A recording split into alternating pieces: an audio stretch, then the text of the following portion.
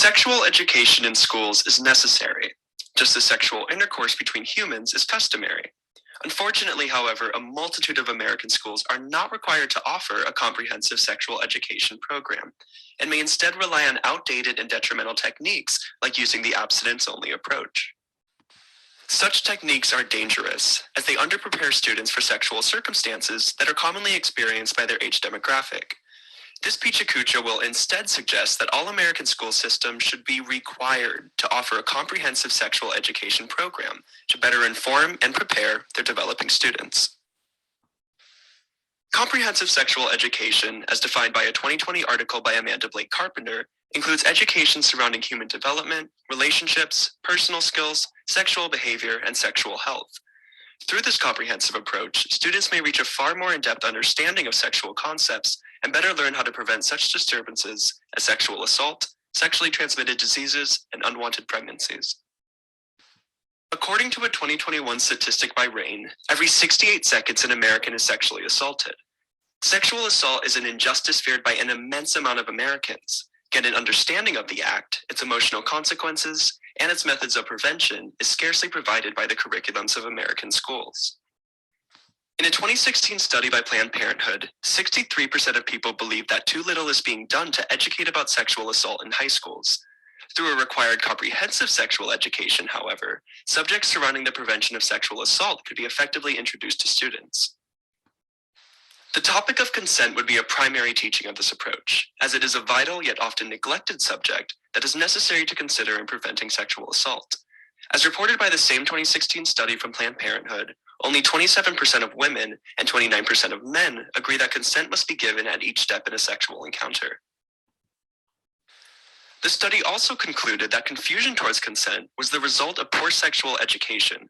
A comprehensive sexual education would address this confusion by teaching children how to initiate and respect their own sexual boundaries, as well as the sexual boundaries of others. Through these teachings, the chances of a student committing an act of sexual assault in their future may be lessened substantially.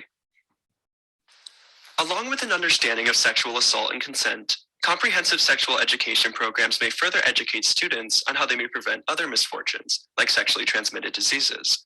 Diseases like HIV are of high concern to younger generations, considering that, as reported in a 2020 article by Royce Kostras, young people ages 13 to 24 account for 25% of all new HIV infections. Such statistics call for more thorough education surrounding the prevention of STDs, since, as mentioned in a 2020 article by Kara Karnick, abstinence-only programs follow a curriculum which teaches that abstinence is the only way to avoid STDs.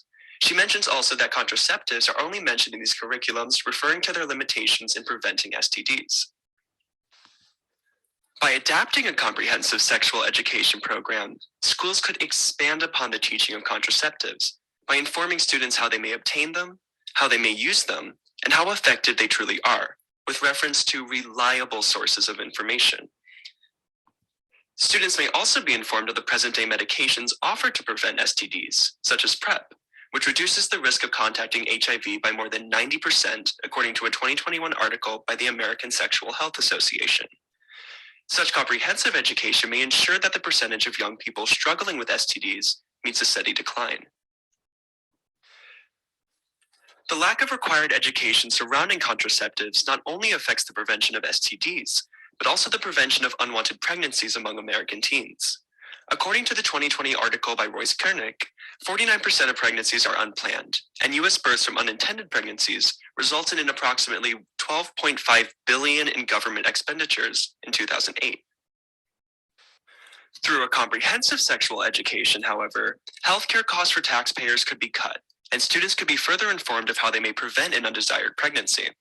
With current abstinence-only curriculums, the consensus is that unwanted pregnancies may only be prevented through abstinence, while contraceptives, similar in their relation to the prevention of STDs, are only mentioned in their limitation to completely prevent pregnancy, as reported in Kara Karnick's 2020 article.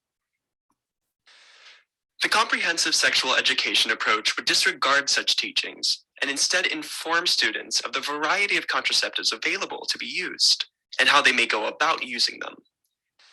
It would present methods of birth control to be considered by students, such as condoms, the pills, and IUDs, which have a 99% success rate according to a 2021 article by Planned Parenthood.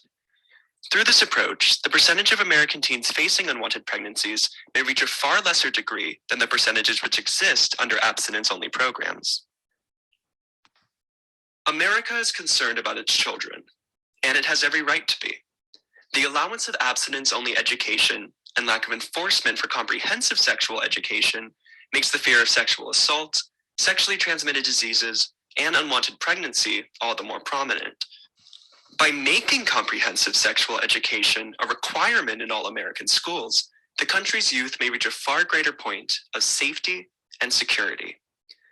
With a thorough understanding of subjects like consent, medications, and contraceptives, America's teens may be properly educated as they engage in new and natural sexual behaviors.